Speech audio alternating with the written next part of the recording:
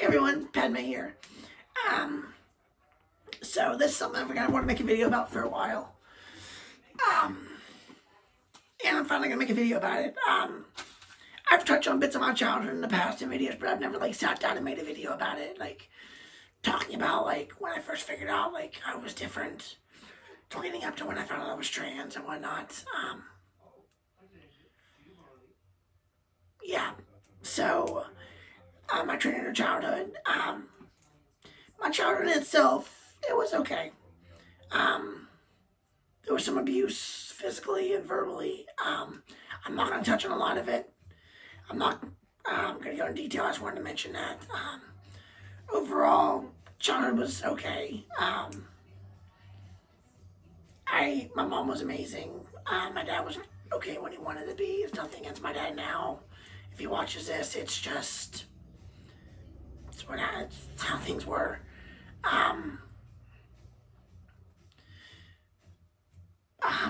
My brother and I hated my brother until I was older. I don't know why. Like, I think deep down I had a love for my brother, but I never showed it. I was always mean to him. I was always picking on him when we were younger. So realize my grandma was also a big part of my childhood, who I live with now. And my grandmother, she was amazing throughout my childhood. Some of my fondest memories are with her. But okay, so I'm going to touch on my childhood now. You didn't come here to listen about my childhood. You came here to see my childhood or hear about like my transgender childhood and when I figured some things out. Excuse me. Hold on. Need a drink. So, I first realized I was different. I think I was 4. This is the earliest memory I have of it. There could have been moments when I was younger. So when I was 4 years old, I was in preschool, obviously. And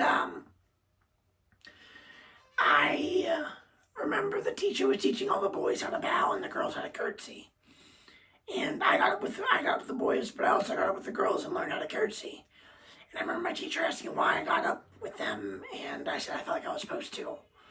That's the earliest memory I have. I don't remember all the details. That's all I remember. I remember my teacher telling me that's not what I was supposed to do, but I told her I felt like I was supposed to. That's all I really remember about that, is just being in preschool and I remember my teacher teaching boys and girls how to bow and curtsy. I remember getting up with boys, but I also got up with the girls. And then throughout my childhood, there were like instances where like I wish I was I always like wanted to be a girl. Like I remember one time I was in kindergarten, we were on the bus, and I went to a Catholic school. And when I was in elementary school, the Catholic school still went up to 8th grade. And there were some girls on the bus. They were playing with like one of those 2000s like hair braiders where like, you put your hair in it and it braided your hair for you. And I remember one of the girls saying on the bus saying like my old name was Ryan. Be like, Ryan, I wish you were a girl. And like I always felt that sentiment. I always felt like I should have been. I always felt like I felt like I was different, but when you're 4 or 5 years old, you don't know what different means. You don't know what nothing's definitely normal. There's no such thing as normal. Everybody's different in their own way. But I always knew I felt different. And then I remember one instance when I was a kid, being over at my childhood best friend's house, and his sister and her friend wanted to do our makeup, and I remember they did my friend's makeup, and then they wanted to do mine, and I was like, no, just because I was afraid to express it in front of my friend. Because it's something I felt inside. It's something like if I was home from school sick, I'd sneak in the bathroom and I'd try my mom's makeup and whatnot. And I did that throughout my entire childhood. That wasn't something that happened at certain stages of my childhood. That happened throughout my entire childhood. And I remember one time when I was a kid, my mom, I forget what she was doing, but I snuck in her, I went in her closet, and I was like probably 5 or 6, maybe 7. And I tried on one of her dresses, and I remember dancing around in it, and I was having a blast, and my mom just laughing.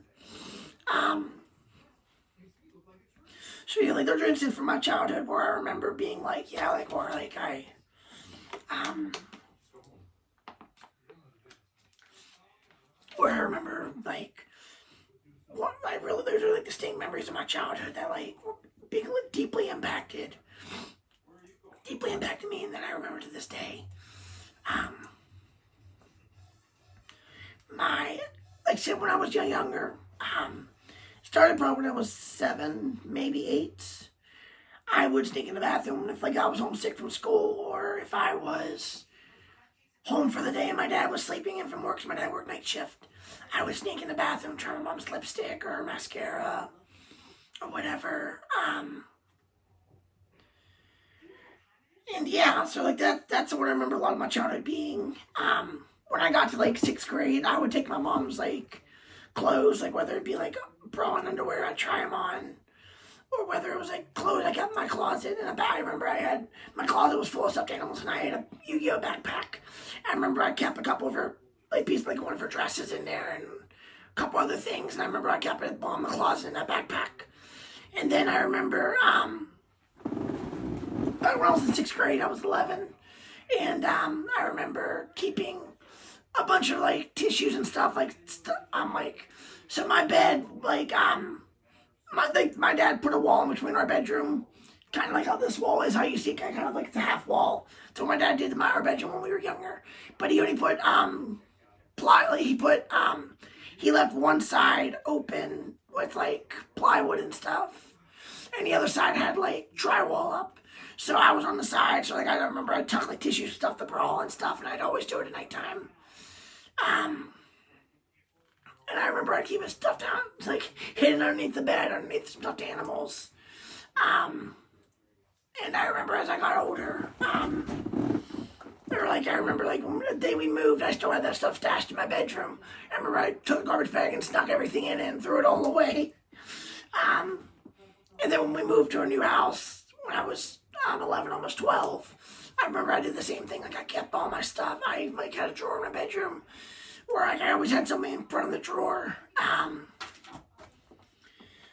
always had something in front of the drawer to keep it blocked, just in case my mom or them ever went in my room.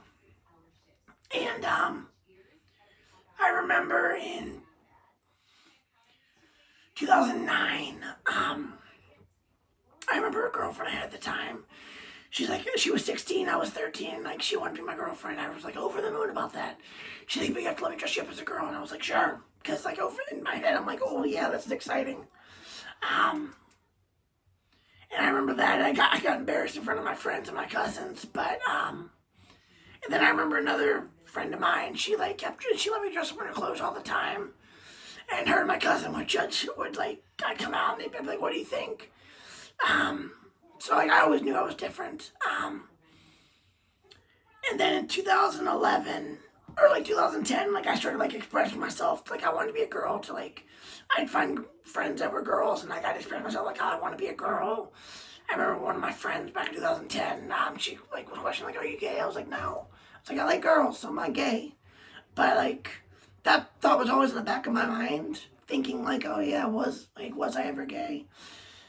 And I'll touch on that in a minute. But in 2011, I remember me and my mom switched rooms, and I still had that drawer in my bedroom.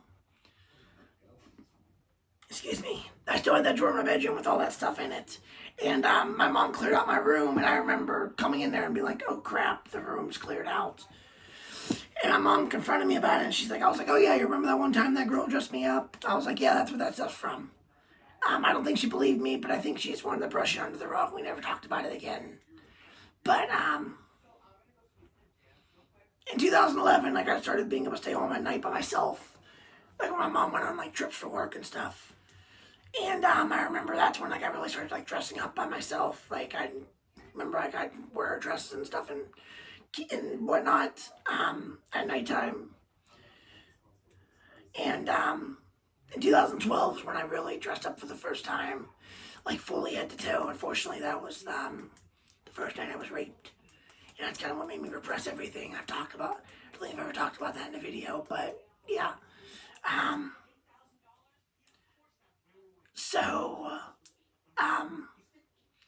A couple months after I was raped for the first time, that's when I started to question, like, when I was raped, or like I started to question if I was gay, because like I was so confused. I remember I went to my mom crying one time, and I didn't at that age, like I didn't cry very often. I didn't cry, at least not in front of people. Hold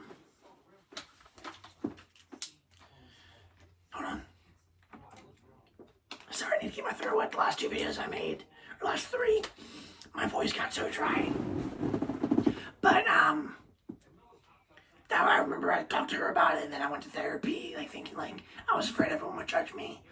But after a couple therapy sessions, I was like, no, like that doesn't feel right. Like I don't feel like I'm gay. Like I still liked women. And then in 2013, I dressed up a lot. My best friend Sarah would do my makeup and stuff and paint my nails. I remember. Then in 2014 is when I realized I was transgender.